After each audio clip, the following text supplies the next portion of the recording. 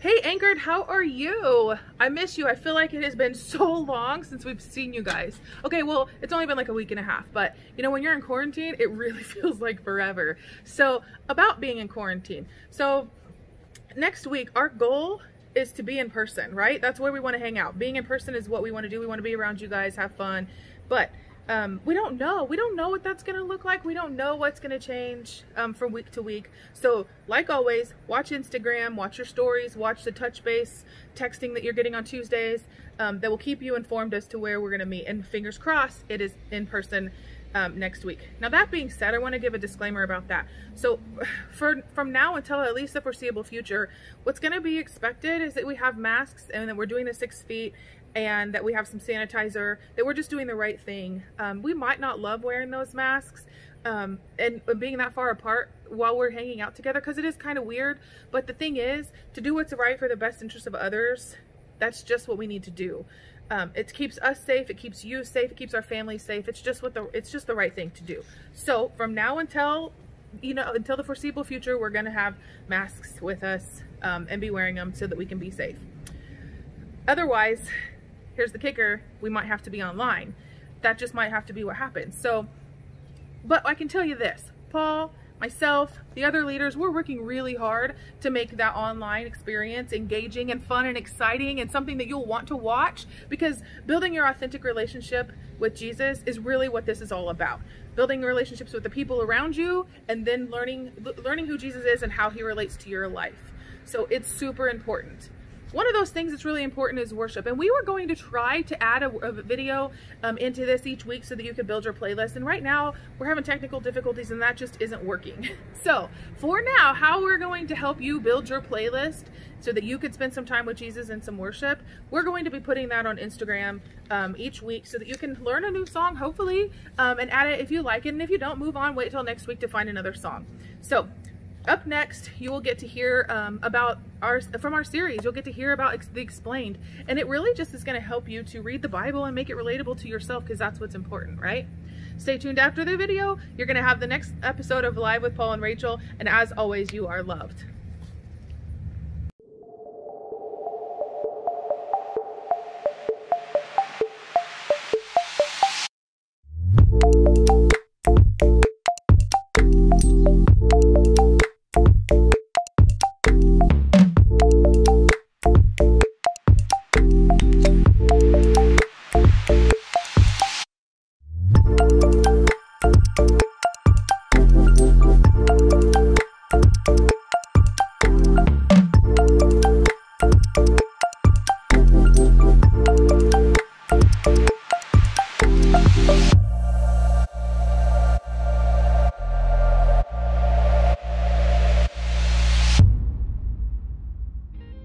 Start today by telling a story.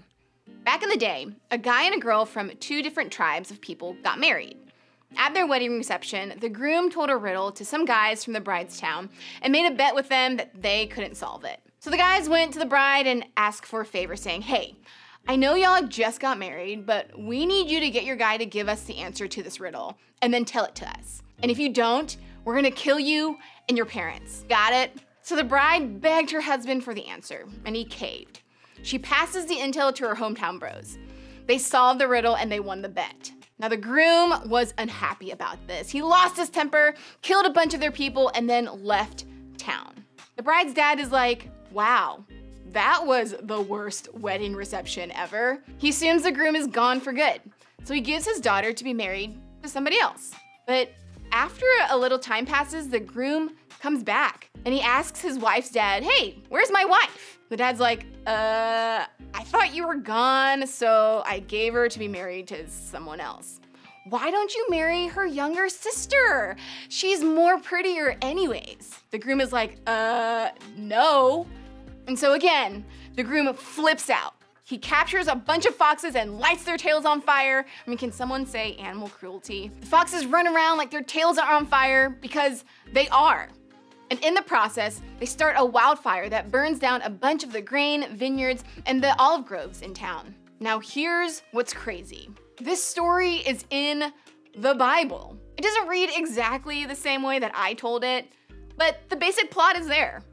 It's found in the book of Judges in the Old Testament, chapters 14 and 15. And as a kid, I would hear this story and other stories from the Bible, and I think, what does this story from the Bible have to do with my life? Teaching me to never tell riddles at a wedding reception? Is it trying to teach me not to set animals on fire? Like, what is this even about? Last time we met, we started a conversation about the Bible. And we said that Jesus is the point of the Bible. And that when the Bible is confusing, knowing that the point of the Bible is getting to know Jesus better makes it clear. But the truth is, Jesus doesn't show up in a lot of the things that we read. He doesn't appear in the story about the foxtails. Jesus helps us see God more clearly and helps us see the whole story of God and humans more clearly. But what are we supposed to do with the rest of the Bible? What about verses that seem weird? If your Bible verse of the day is, when he opened the seventh seal, there was silence in heaven for about half an hour.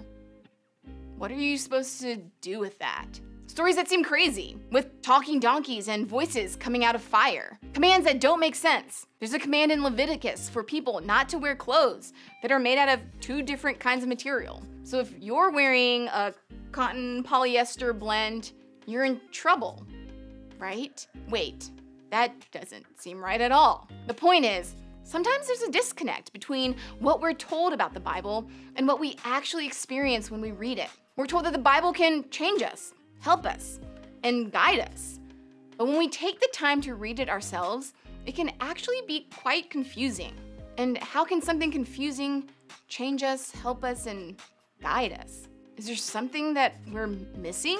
Is there a different way to do this? And if there was a different way, would it help us understand verses like, don't wear clothing made out of 2 different fabrics? Is there a way for verses like that to be explained? The good news is, there is a way forward.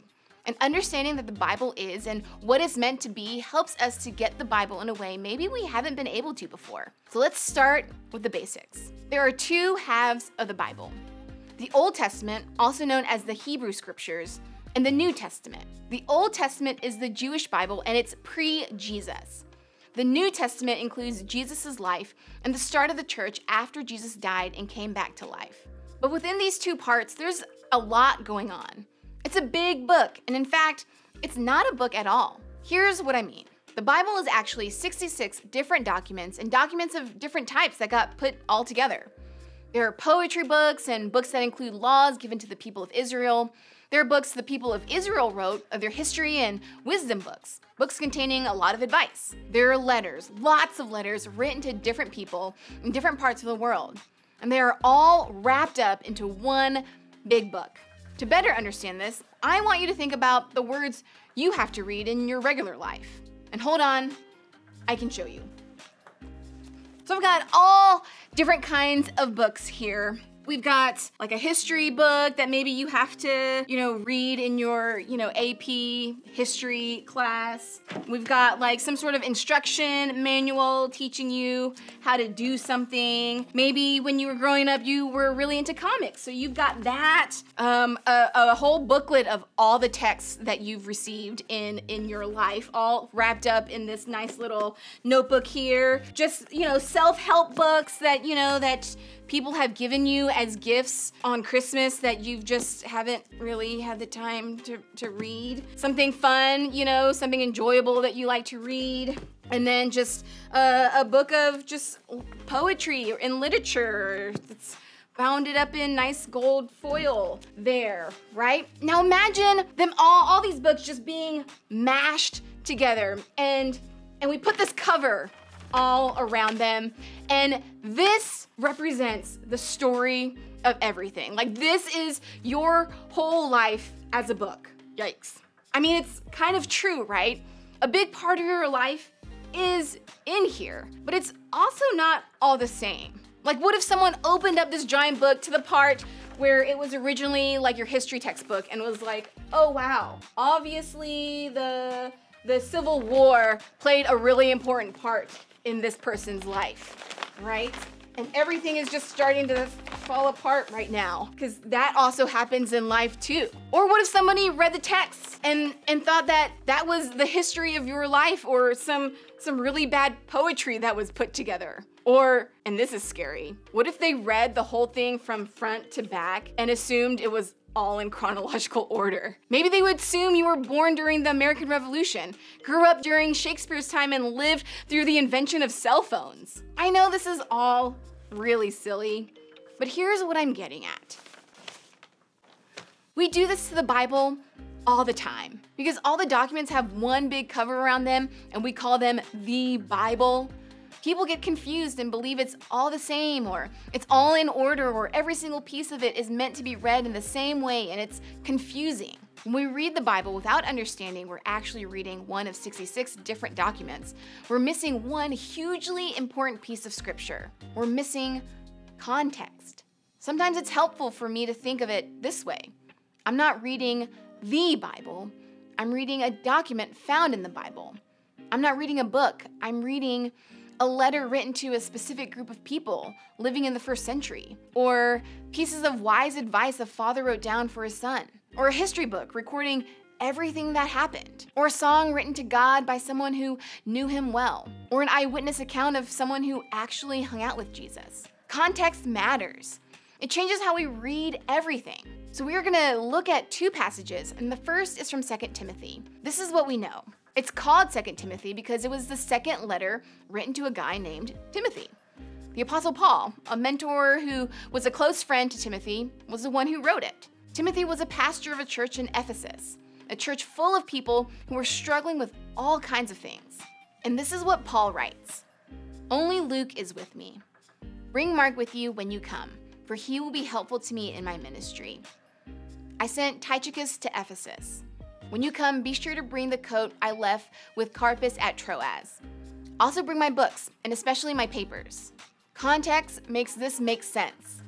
Paul left his jacket and wants Timothy to bring it back. Let me give you a second example. If you've been around the church for a while, then you probably have heard or read this verse. For I can do everything through Christ who gives me strength. With no context, this verse could seem like we just stumbled across a magic genie in a bottle. I can dunk a 10-foot basketball goal through Christ who gives me strength. I can pass Spanish without studying through Christ who gives me strength. I can get multiple dates this year through Christ who gives me strength. With no context at all, this sounds like a formula for living the life of our dreams. But does it mean what we think it means?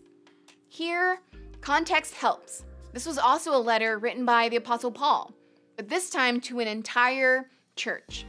Imagine if a leader at church moved to take a job in another state and then wrote our church a letter to read out loud during service. That's the idea of this letter. But there's more. Paul wrote to them from prison after being arrested for his faith. And in this part of the letter, Paul was thanking them for sending him some financial support and acknowledged their kindness. At the same time, he assured them that they didn't need to feel obligated to send more money. Paul let them know he'll be okay, whether he has a little or a lot. He's like, I've had a full stomach and a hungry one, and I've learned to be content either way. So this section is really about contentment. And Paul is letting them know that he has figured out how to be peaceful and content with his life, whether life is going good or bad. And as Paul writes this letter, things are actually really difficult for him. So how can Paul find contentment even as he writes from prison with very few things going his way? For I can do everything through Christ who gives me strength. Paul was dependent on Jesus. His close relationship with Jesus gave him the power and strength to persevere and find peace, even when things were tough. So the point isn't so much we can win this game because God is on our side. It's more like, because of Jesus, we can be okay. Whether we have a lot of money or a little, whether life is going our way or not, we can turn our attention away from our circumstances and on to Jesus. And in turn, we can find peace through him. See how the verse changes as we discover context? It helps us understand it better, and it helps us know what we are supposed to do with it now. Think of it this way. Context creates clarity. I mean, imagine if you found a note on the floor at your school. I know people don't write notes to each other anymore, but just follow along with me. Let's say it was a note that was exchanged between two friends in a different class, but one of them dropped it in the hallway. You picked it up, and the note said this: "Quit acting like a bully. I already said I'm sorry. Why can't you just drop it?" Would you read that note and think, am I acting like a bully to someone? What am I holding on to that I need to drop? No. You would understand the note was written to someone else. You would assume there was conflict between two friends, and you would accept the fact that there was more to the story than you know. But we read the Bible this way a lot. We randomly pick verses or passages and have no idea why they were written or who they were written to. We try to assume we should do exactly what they say in our own lives, even if that wasn't the whole point. No wonder it can be so confusing sometimes. Without background and the bigger picture behind words in the Bible, we're just guessing at what we're supposed to learn from it. And don't miss this. If what we said last week is true, if the point of the Bible is to know God better, it's too important to just guess at what's going on. If we miss the backstory, if we miss the big picture, we run the risk of missing out on understanding the God behind it all too. So, instead of being overwhelmed by what we don't understand, let's look for what we can learn in context. The next time you come across a verse you don't understand, try asking these questions. Who wrote it? And who was this written to? Sometimes a passage doesn't make sense to us because we don't understand who the audience is. Start there. Second, why was it written down? 2 Timothy was written to encourage a friend in his leadership as a Christian. Philippians was written to remind a group of people that they were loved by God, and Paul, the author of the letter, was trying to encourage them to keep following Jesus. When you can figure out the why, it can make what was written more clearly and more easily understood. The third question is, what made people think this information should be written down or saved? Over the thousands of years since some of these texts were written down, decisions had to be made about what texts would be included and what wouldn't. What about what you're reading made people think it was important enough to protect? And fourth, is it helpful to me or not? The whole Bible is important, but not all parts are equally helpful to you every moment of every day, and that's okay. A tip could be to read a passage of scripture until you bump up against something that is helpful, and then stop there. Think about it. Maybe write down a few thoughts on why it's helpful and what you plan on doing with it. The Bible has the ability to change our lives.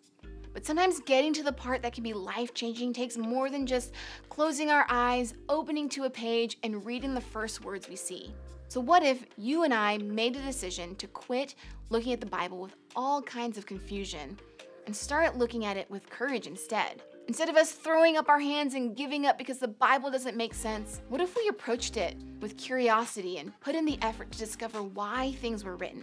What if we took the Bible seriously, even when things don't make sense immediately?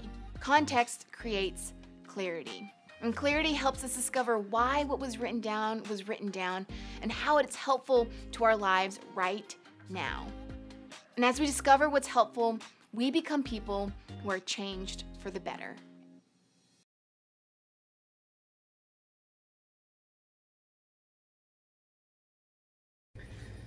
Okay, so what we just learned is that context matters, right? Context is so important when we're thinking about talking to our friends, our family, our teachers, anybody.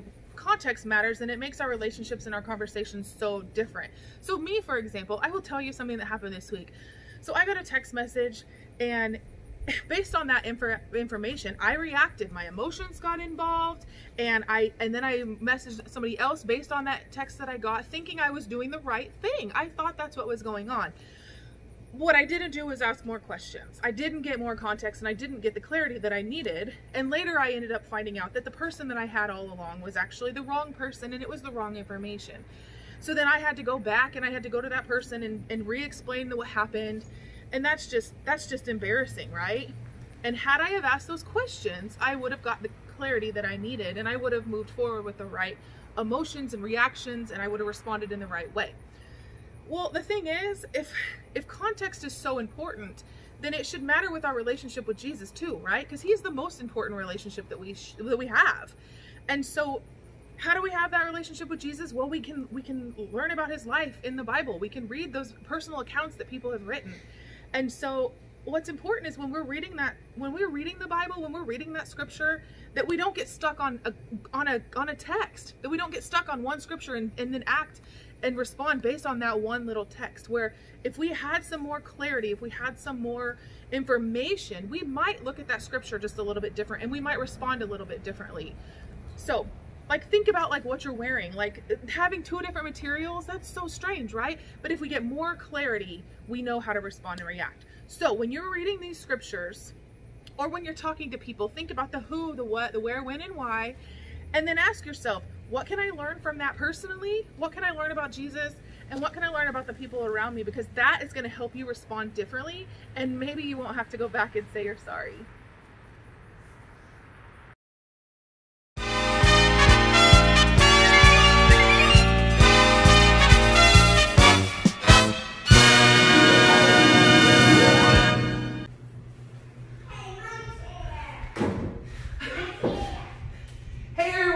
Live with Paul and Rachel. So we are a show that talks about all things current, crazy, silly, Jesus, just everything. We're a show about talking about everything.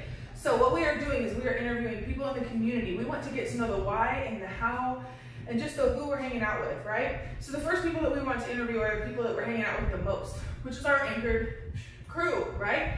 And so today's guest is Deanne. We want to get to know Deanne. We want to get to know who she is and what she likes to do and what kind of crazy things she's all about. So if we could just give it up, we want to get to know Deanne. Hey! So hey Deanne, thank you for inviting us to your beautiful office. Absolutely. I am not sure if you noticed there's some ducks in here. So first of all, tell us about the ducks. What's going on? What do you do? I am the district coordinator for AFLAC. So I have Northeast Kansas Territory all the way from the Missouri line, the Nebraska line, North Topeka, and clear over past Seneca. And I teach a bunch of agents how to do their jobs, and it's kind of fun. So if you need some insurance, wink wink Jim, I don't know, check her out. Absolutely. Well, before we move on, does the duck ever make an appearance here? Well, occasionally. You just have to make sure you shop here, and that way, you get exclusive rights to meet the duck. Oh. Good question. All right, yeah, there we go. Okay, so here is a really important question that we all need to know. What are some of the things that you like to do for fun? Oh, for fun. Actually hang out with my family. I have one grandkid and another one on the way, so that's fun. Music, absolutely. Love praise team. That's kind of my outlet, so music makes me happy. And then otherwise I hang out with my husband and my little tiny dogs because all our kids are gone, so it's kind of nice. So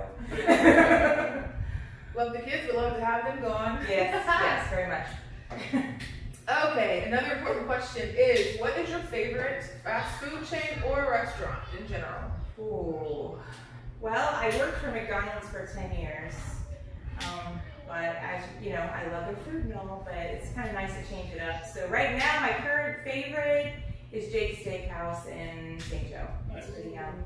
Oh, we haven't actually tried that. Oh, It's one of our lists that we want to try, but we just haven't ever. Yeah, everything's amazing. So I'm going with that. I like small.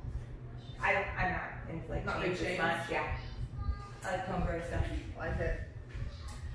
All right, so if there was anything that you wish could come back into fashion, what would it be? Definitely not 80s hair. That was a lot of work. So I'm very happy so far that hasn't come back because those wings with the Aquanet was a lot of labor. I don't know. I like big comfy stuff, so I think big comfy stuff. I don't know, sweatshirts and that thing. Like I it. that, I think. Living it, I like it.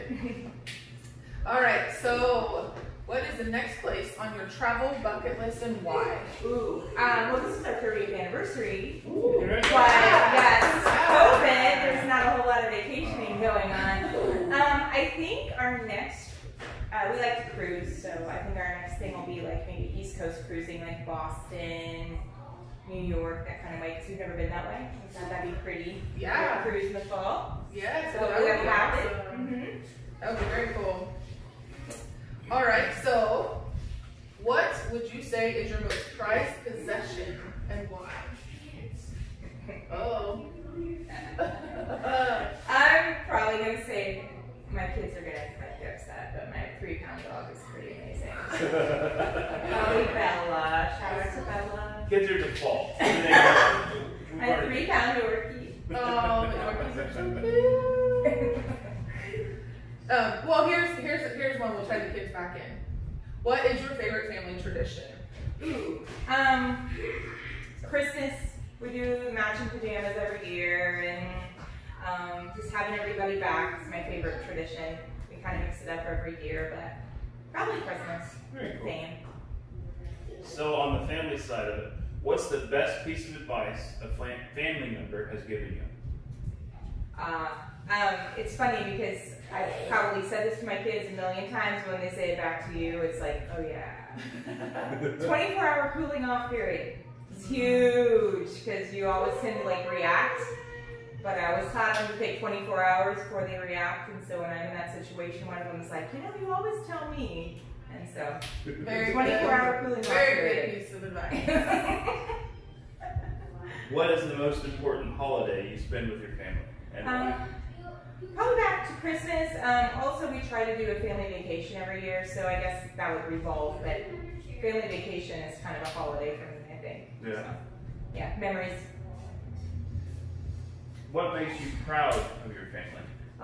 My kids are awesome. I think we started our family really young, so the fact that they grew up to be like responsible humans is huge for us. So we're like, we figure we had no idea what we were doing, but they turned out okay. So that's probably, we don't say that a lot. We're like, you know, you all are all right. We don't know how we did it, but congratulations. So yeah. So we're going to add a little silly into these last two questions. Okay. What would you rather fight? 1 horse-sized duck or 100 duck-sized horses? Oh, one duck. Because I mean, a whole bunch of them all over the place. I wouldn't be able to focus. I have to be able to focus on target. I'm not one that focuses on many targets at once. Nope. Not saying she'd hit a duck. Just No, absolutely not. Theoretically. No animals were endangered during this broadcast, right? Okay, and our last question on the Get to Know Deanne side. Describe the color yellow to someone that is blind. Warm, bright, happy. I say I guess they can't see, so bright as a warm, happy. I guess joyful. I don't know. Something. Okay. All right. Okay. Perfect. Good. All right. All right, so now that we know a little bit more about Miss Deanne, we are going to play a game, and we're going to let Paul explain this.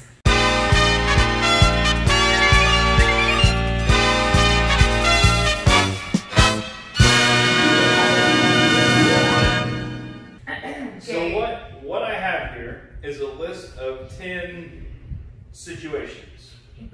And what I would like for you to do, being you're an insurance agent that always kind of looks for the possibility of maybe something bad happening, Okay. I would like you to rate these incidences on a scale of 1 to 10 on how safe or maybe unsafe these might be. Okay. So when you answer, just put a little dot next to where you think it'd fall on our scale there. Okay. Or a circle or whatever you'd like to put up there. Okay. So the first question is Jack Rosé with a lighter, fireworks, and an audience. Right here, and we're just gonna be like. So we're starting strong now. Starting strong. So question number 2. So you're saying that's unsafe? Very, very unsafe. Theoretical situation if that were to happen. Just Deanne if would- it were to happen. Yes. Got it. So Yes. question number 2 would be Jim Ward playing slip and slide kickball. Oh, he's got a little bit of balance to him. It's not a Jack Rosé. We're gonna put it maybe here. Okay, a little bit higher, but Yeah. okay. Okay. So number 3 is Thomas Roberts eating olives. Yeah, you had to be there, right? Safe. Okay, it's pretty safe. It was not very pleasant. But we'll go here. We Yeah. love you, Thomas. Yeah. 3. Just look away, and it's okay. So question number 4 is Haley Feldkamp doing firefighter drills in full gear during summer heat. Ooh, that was cool. Safe. So summer heat. She's pretty athletic, so I'm just going to make that one a 2. Nice. I mean, I was very impressed with that one, actually. So we're not going to write the bottom half. Question number 5. Riding in truck beds with the teens and Rachel on a parade route. It was approved. I was going to say, it was totally approved. Theoretically, it had been approved. Hey! I have proof! Approved. I have proof. The situation is theoretical, Okay, not well, the approval. yes, this is totally an opinionated question because a lot of people thought it was going to be like here, But, realistically, it was totally a 1. exactly. It was totally a 1, and it was a party hat because it was fun too. Okay. Okay. So question number 6 is anchored s'mores, but finding out a bag of marshmallows may have been slightly expired.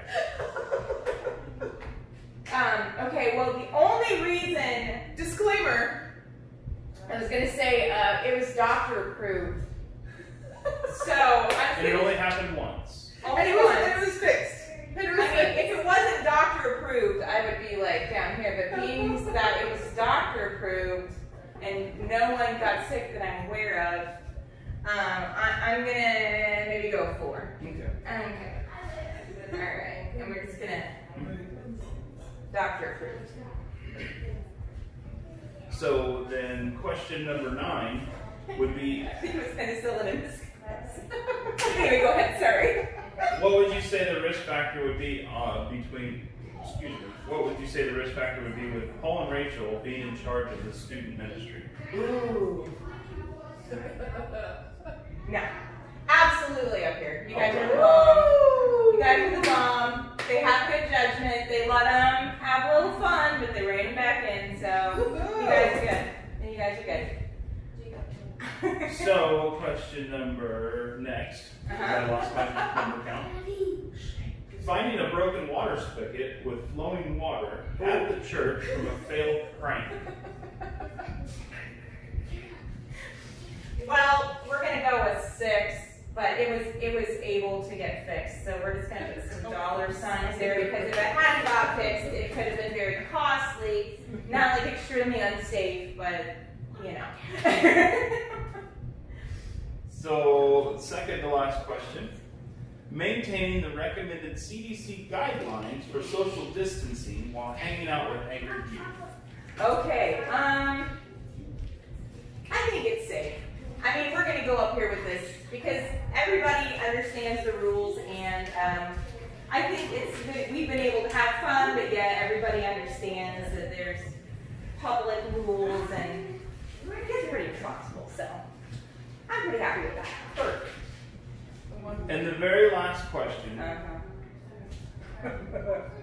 Being a small group leader of high school teen girls. Oh my gosh. Oh, it's so fun. It's definitely not unsafe. I don't know. Can I just like keep going back to this? I'm okay with that. Absolutely love it. Yay! Love those girls. Woo! Keep me young, or they try to anyway. So, for being such a good sport and winning the risk factor game, we have a medal that you can relish. Oh, thank you. Oh, congrats. This is so special. I've had to do anything this fun before. All in all, I see the majority of falling pretty close to the safe area. I mean, there's a few that are a little bit lower, but I'd say we're pretty safe. Pretty safe. Yeah, I think so. Yeah. We're doing good. All right. Seems like Anchor's a fun, safe thing. Oh yeah, absolutely. Okay, so that being said, we have one final question for you. And it's probably the most important, I'd say. Okay. If you could just give the youth and Hiawatha and all of those just an idea of something that maybe Jesus has done for you in your life that you would like to share with everybody. Okay. Well, I was thinking about this morning. I've been in this church since I was 8. And I'm turning 48 this year. Just a couple years. So I've been in this church for 40 years. Nice. Probably longer than you guys have been alive. Yeah. But, Not much. yeah. Okay. Through and they were kind of my safe haven, so that's why I feel like this is so important, and I like helping with it. It's really cool. But something with me as a teenager, I became pregnant and married very young, like last year high school young, and my youth group's what got me through. And so if I would just encourage the kids that, like, if they ever get in this pressure situation or anything where they feel like they need somebody to go to in that kind of situation, I've been that person a few times where they come to me and encourage them, you know, always to go back to their parents, but kind of talk them through that it's going to be okay and you can still be cool. So yeah, it's pretty cool. Yeah, awesome. I love that. Well, Deanne, thank you so much for sharing your time and your space, your beautiful office. Thanks. And you're such an awesome leader. We're so glad to have you a part of the youth group, and we just love having you be a part of the Anchor. We love having you guys a part of Anchor. And as always, you guys are loved. And that's it for until next time. Live with Paul and Rachel. Thank you. Okay. Later. Cool. There you go. I was terrified at first about what you're doing. No, I just want to get your reaction on camera.